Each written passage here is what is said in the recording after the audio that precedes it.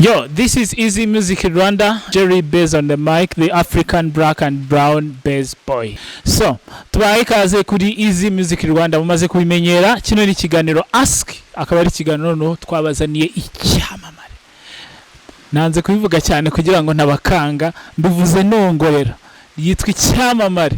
Bamwita umukaraza, de bateri, de mukaraza, ibintu byose ushobora gushyiramo byakunda, bipfa kuba bijyanye no gukubita. We aza kubita gusa, arakubita ubundi ibindi byose bikibwira icyo gukora. So reka dutangire, ntago ndi bivuge kuko nabutse ninyutse nyine nanjye yahita kubita, yaje kubita nyine mbese murabyumva. So reka muhe umwanya rero abibwire, ubundi noneho dutangire ikiganiro cyacu. Twibutse ko ugomba gukora subscribe kugira ngo ibintu byacu byose bigende neza, mbese bigende nk'ibinyerera. Reka dutangire utwibwira. Amazina ni Caleb. Caleb. Arindi ni twishimire. Twishimire Caleb. Caleb utangira utwibwira. Nyine izina twaryumvise ariko nyine nta nubwo tuzi impamvu yicaye yanga. Nababwiye nyine ngo arakubita, bana nyine twereka ukuntu kubita to hatazajya hano tumenye.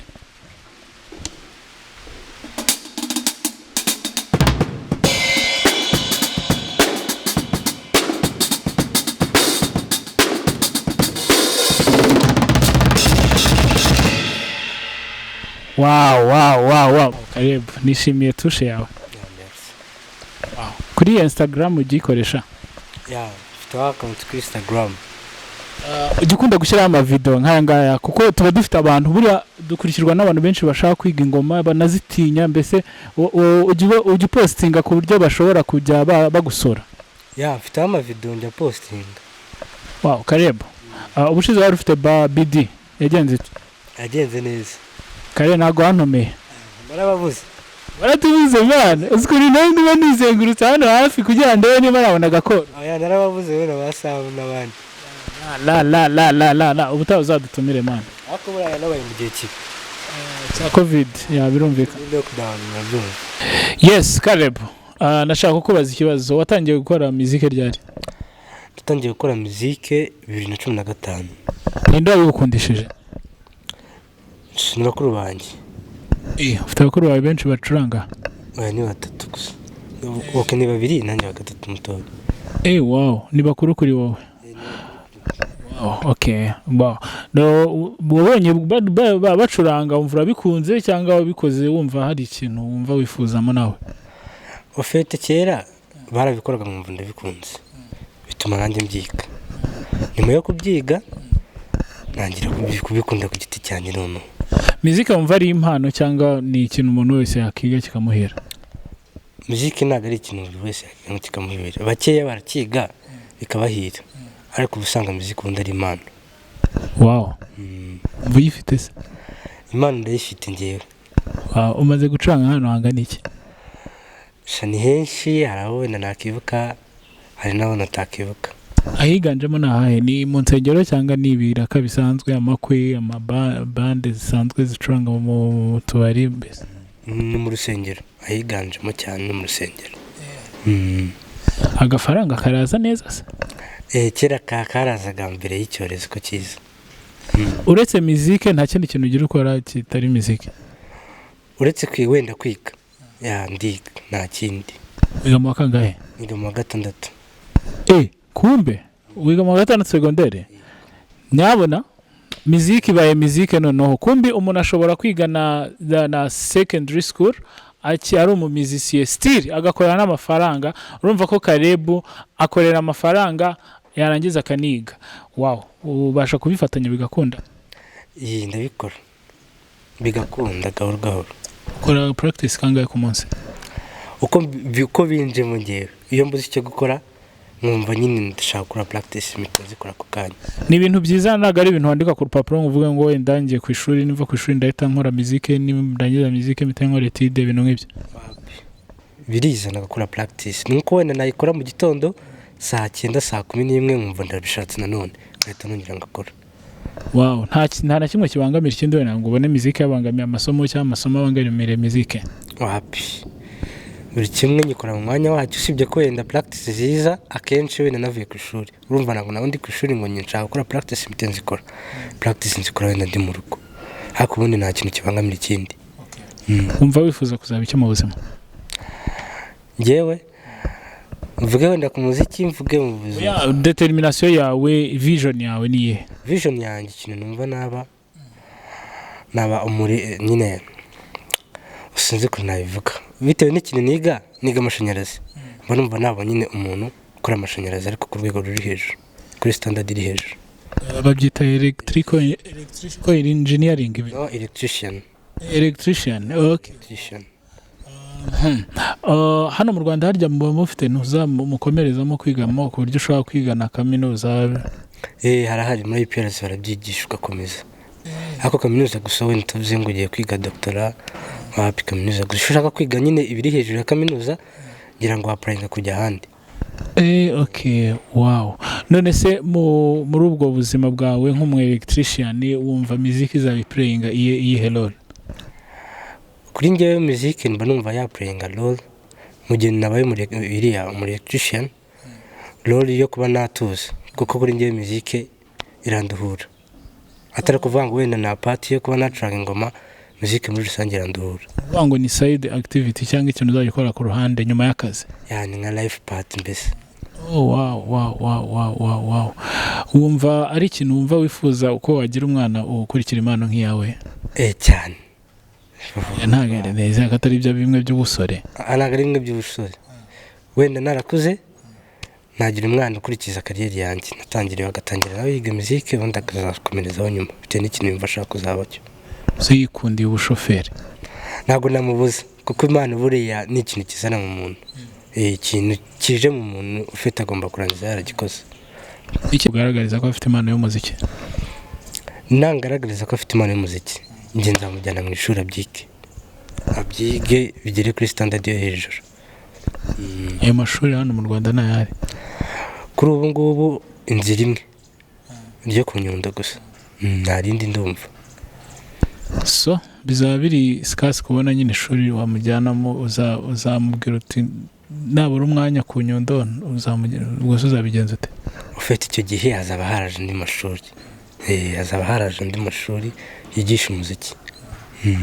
Wow. Iyo ni vision ya Caleb. Ongera dukorere ku ngoma.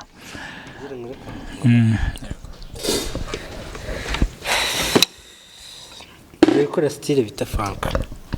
Funk se ni bikimanangira, uraje utugore tubwire dusobanurire funk. Hari umuntu uri hara mu giturage hasi yo iwacu ni Paris, urahaze?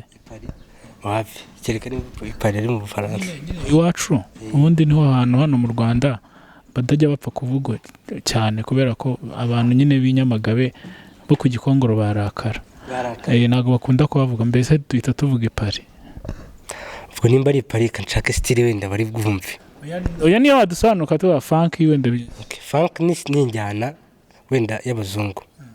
Ntabwo yihuta ntabwo igenda gahoro, iraringaniye. Ni njyana bakoresha barimo gukora mu mahoteli, abantu barimo bariyakira kuko iratuje, nta muntu ukoramo ibintu byinshi. Ni njyana nyine ituje, itihuta cyane, itagenda na gahoro.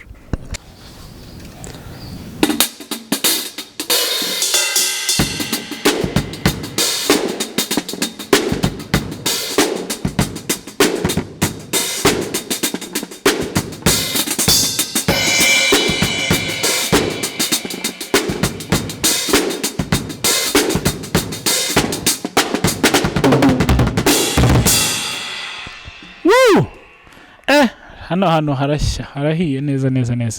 Merci. Umuntu wumva areba, umuntu ushaka kumenya bino bintu wamubwira iki? Cyane ababireba bakabona birakomeye. Umuntu bireba akabona birakomeye namubwira kubanza akabyiyumvamo, kuko hari ukuntu umuntu areba ikintu akaba yumva yakiga ariko bitabanje kumuzamo.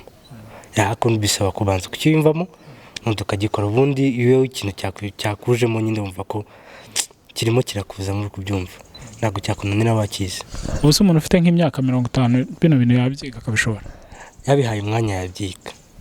So ntabwo beshya. Nibyo, kuko usanga abantu benshi twigiraho twebwe ku matutoriyo usanga bafite imyaka yo hejuru, kuba barabitangira abana ariko urumva bakibikora. Nkumva ntabwo byamunanira, ahubwo wenda imbogamizi yabo ku muntu ufite imyaka 50 kubitangira nyine asitangiye gusaza byamugoroho gatoya kubundi byarangiye yabimenye. Wow, umuntu se w'igikwerere nkanjye mbese usheshe akanguhe mbese we uramubwira iki? Jewe se ibintu byo guhonda rwose biranjabuka ntabwo nabishobora. Ibintu byo guhonda ndamutse mbyize najya nkubita abantu bose. Oya ni byiza abantu, ni byiza bino bintu. Najya njya gutanga passage igahita incika igahita ikubita nk'umuntu mu mutwe. Ngo haba ari urangare. Ariko nimba umuntu ubwo bishatse kuvuga ko umuntu wese wakumva bikunda yabikora. Yabikora kabisa. Wow. So hanyuma ni iyihe njyana ukunda muri muziki? Injyana zose ndazikunda kuko iyo nzicuranga zirandyohera. Injyana zose zirandyohera, zose ndazikunda.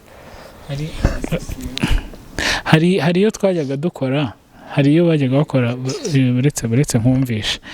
Ngiye kukumvisha noneho oya ntago ari ngombwa kuhagoroka gajya.